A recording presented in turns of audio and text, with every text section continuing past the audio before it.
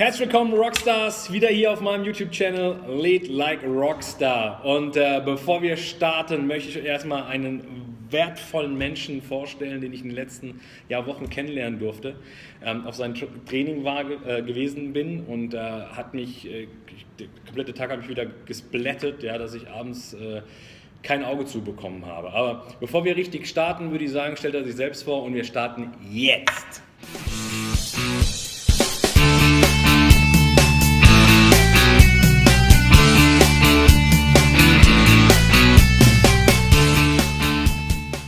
Hallo.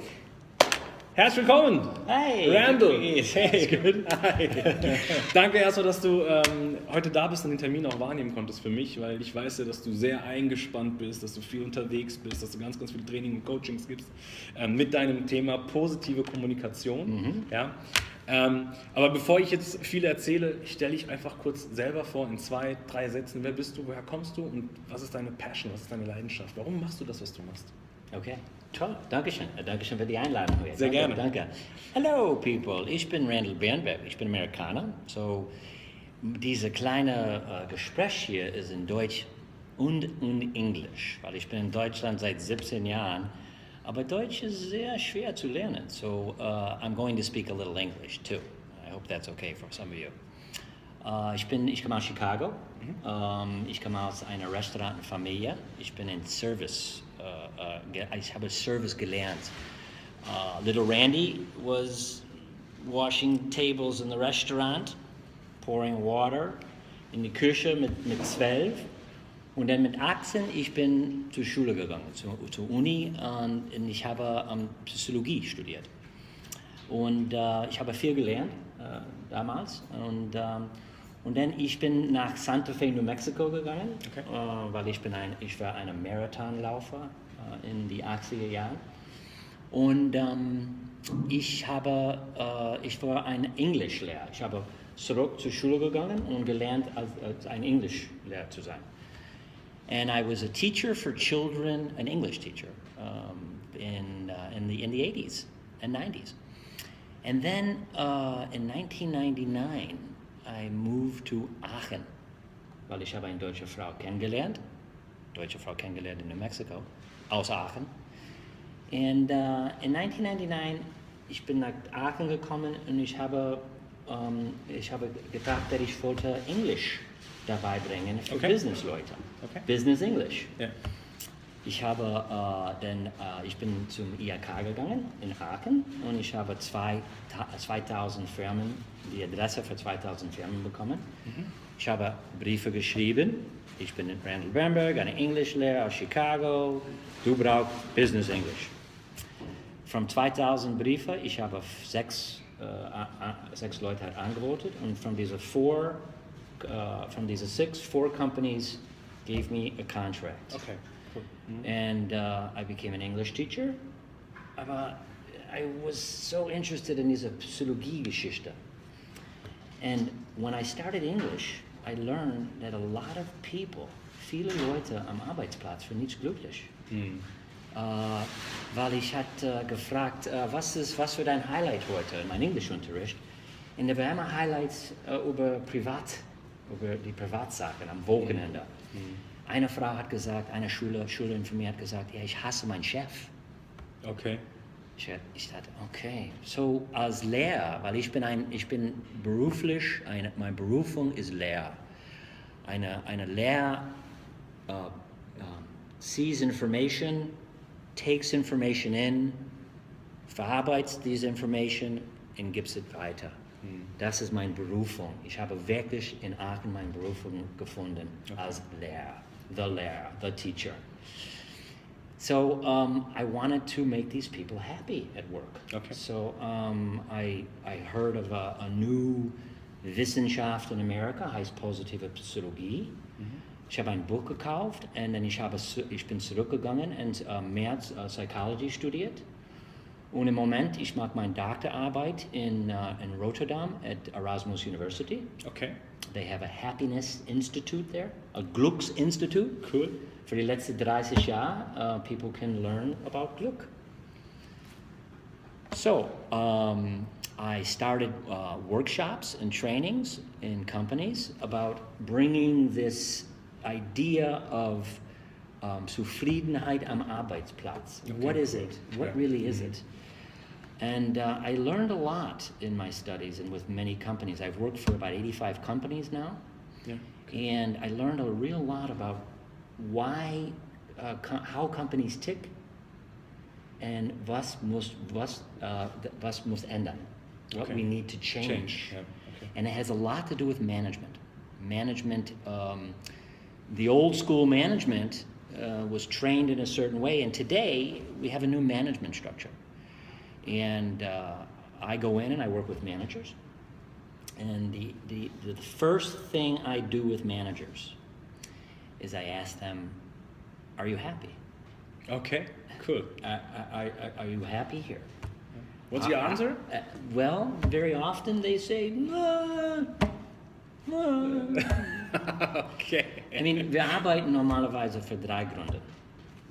Nur für Geld, weil wir müssen unsere Miete bezahlen. Für Career, wir wollten steigen in dieser Firma.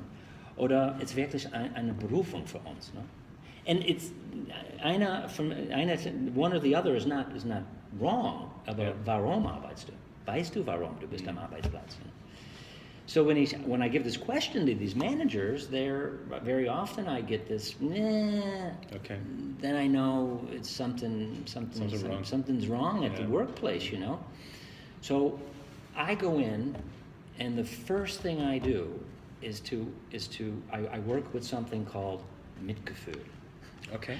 Compassion. Okay. First, do you have compassion for yourself? Do you love yourself? Do you love yourself? Do you love yourself? I mean, it's the first question I ask. Because it's very difficult to give management. It's very difficult to manage your other employees if you can't manage yourself. Self-management starts with Mitgefühl, compassion. And I work with management and I make them go inside and do mindfulness things, Achtsamkeit in German. Achtsamkeit.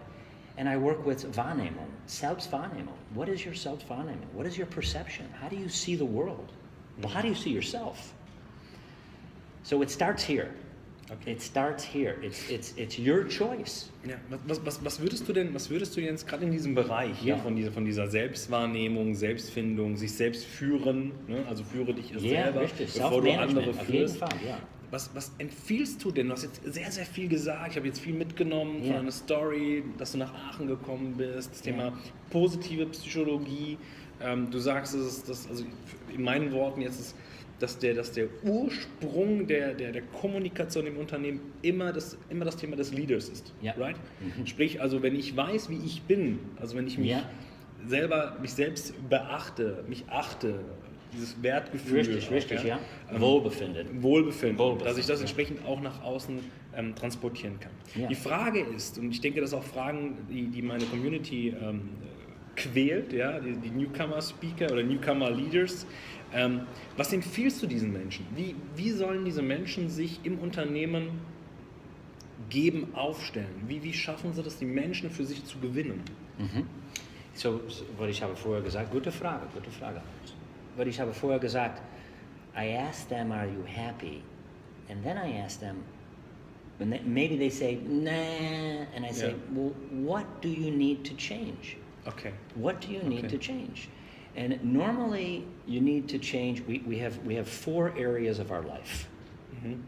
We have the body, we have the mind, we have the emotions, and we have the spirit. So somewhere one of these areas, stimmt nicht, one of these areas is not, the manager is not happy with. Okay, but what is the difference of mind and spirit? Spirit is your purpose on this planet. Spirit in Deutsch ist mein Sinn im Leben. Der Sinn in mein Leben. Weil jeder hat einen Sinn im Leben. Und Spirit ist Sinn. Okay. Punkt. So, erstmal Body. Diese alte Expression, you are what you eat. Okay. Du bist, was du isst. Ne? Ja. give some some truth to this. You know, you eat if you eat a lot of food. But Mama machte gute Essen. Okay, aus Italien. My mother comes from Italian. I know. Hey, mangia. So you have to be careful what you eat or look what you eat. Just be thinking of what you're eating. Yeah. You know, that's it. Your body. Sport. I ask these managers, do you do sports? Many of these managers arbeiten bis 18, 20 Uhr jeden Abend, and they don't do any sports. They work too much. This is a work-life balance story, you know. And then I say, great, so maybe we can do something in this area, in this body area, you know. Yes. Let's take a look at your emotions. What are your top emotions that you feel every day? And normalerweise, I ask them to look at your day and write down an emotion that you have every day. So these emotions, I ask them to march down their emotions. There are basically 10 top emotions we feel, positive emotions that we feel every day. And the more of them we have, the better we feel. Okay. So, and then I ask them to try to look for more things that make them feel those emotions. Okay. So do things at the workplace, for example, geben. Wir sind glücklicher, wenn wir geben, als wenn wir nehmen. Das ist Wissenschaft. If somebody on the street giving them food or money or helping bringing coffee to a colleague or something simple, opening a door for somebody, it makes us happy. And this happiness, happiness is one of these emotions. Pride is another emotion. There's 10 beautiful emotions. So I work with the emotions for managers, and then I work with these the mind. This is more with the positive psychology story, you know. Okay. Strengths. Are you working in your strengths? Weil viele Leute hat gelernt etwas in den 20er Jahren in der Arbeit in diese Richtung, aber mit 40, 50 ist nicht mehr meine Stärke wirklich. So I work with them in strengths as well. And then this last one is the most important, is the spirit. Okay. Why are you here? What is your real purpose to be here? And I don't mean that in an esoteric way. I just mean, why your work, is it really give you complete satisfaction? Your work should give you complete satisfaction. Okay. And everybody has the opportunity to be a giver. Yeah. Giving at work, not just material things, but giving your time and giving the compassion. Again, this goes back to compassion. If you have compassion for yourself, it's easier for you to give it away. If you have your perception, if your perception is positive, then you give it away. Okay. You know this.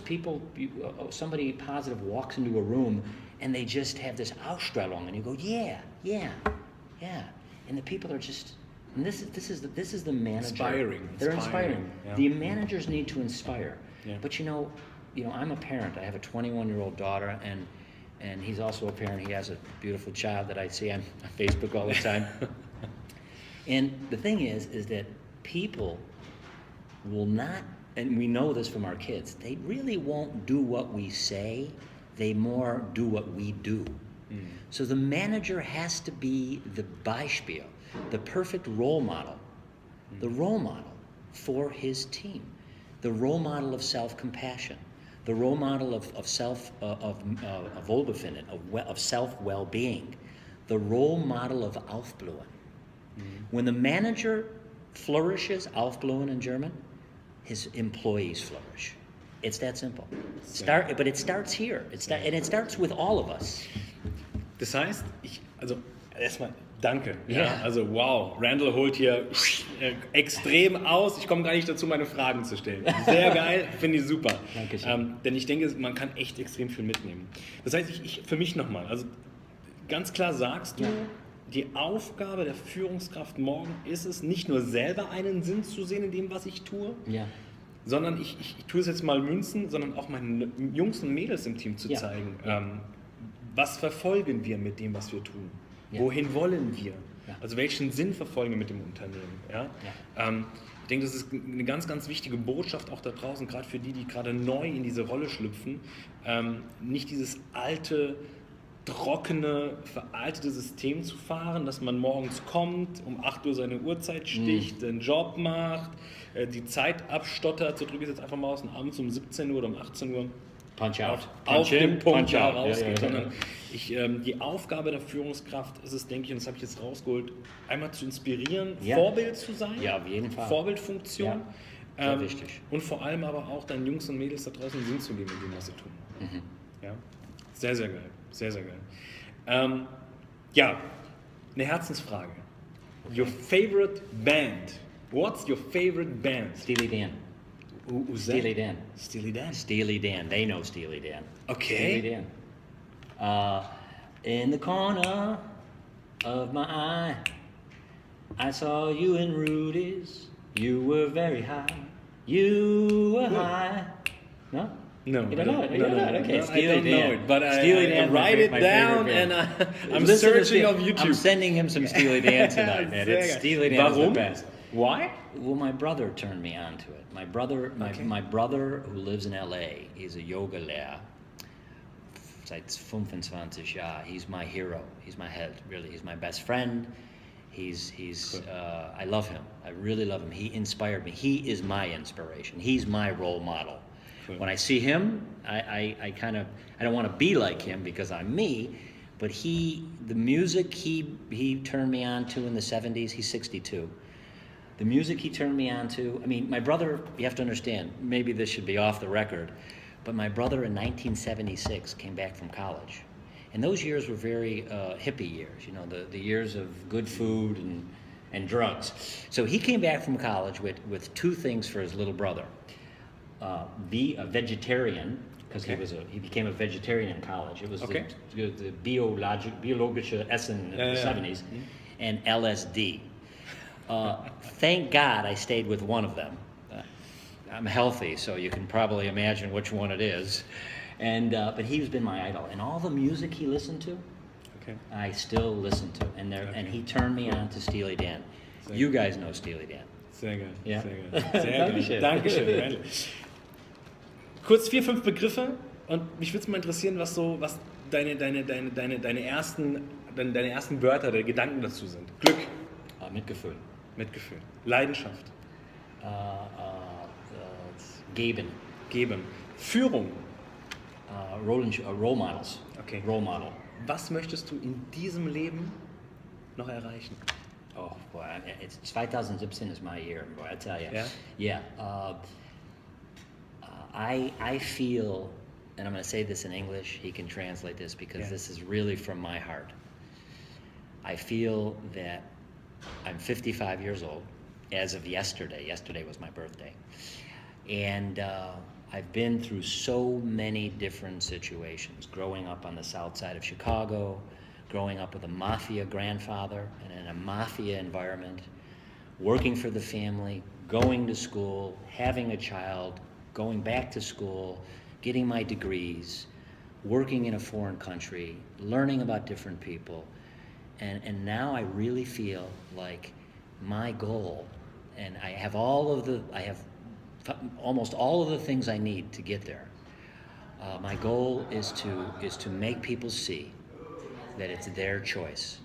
Their happiness, their sadness, their depression, everything that happens in their life, it's their choice. And they have the choice to change it. Very, very cool. Dankeschön. Dankeschön. Kurzes Thema. Randalls Website, Homepage plus ein neues Buch kommt jetzt raus. Ja. Ekelhaft gut gelaunt. Ekelhaft gut gelaunt. Okay. Alles das findet ihr hier unten, ja, in den Showcase. Und dort könnt ihr einmal mehr zu Randall rausfinden und vor allem sein Buch und seine Coachings und Trainings auch nochmal besuchen gehen. Ich persönlich kann nur sagen, Leute, dieser Typ Mensch,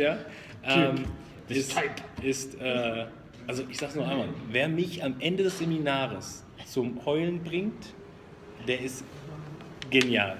Okay? In diesem Sinne, Freunde, macht euer Leben zu eurem Lieblingssong und ihr werdet täglich tanzen und singen. Randall, thank you very much. Thank you very much.